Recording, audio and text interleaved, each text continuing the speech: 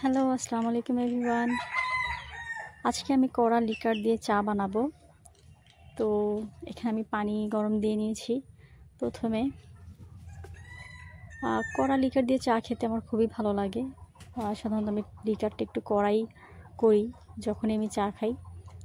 তো আমি এখানে চাপাতি দিয়ে নিচ্ছি, একটু বেশি করেই দিয়ে নিচ্ছি, এবং এটাকে আমি সুন্দরভাবে জাল করে নেব।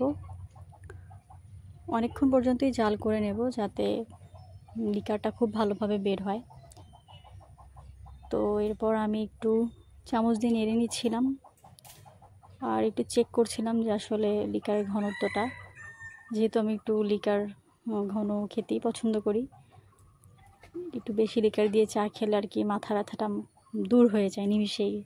এক একজনের ক্ষেত্রে এক এক রকম, তবে আমার ক্ষেত্রে যখনই আমার মাথা ব্যথা হয়, যেহেতু আমি একটু চাখোর, তো আমি একটু লিকার বেশি দিয়েই চা খেতে পছন্দ করি এবং নিমিষে আমার কেন জানি মনে হয় আমার মাথা ব্যথাটা দূর হয়ে গেল, অনেকটাই রিলিফ লাগে।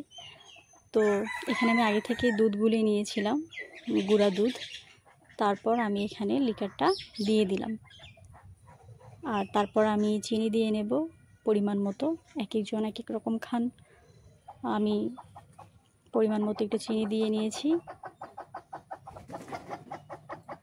চিনি দিয়ে একটু চাটা সুন্দরভাবে নেড়ে নেব। তারপরেই তো আমার চা রেডি। ঘন লিকার দিয়ে 1 কাপ দুধ চা।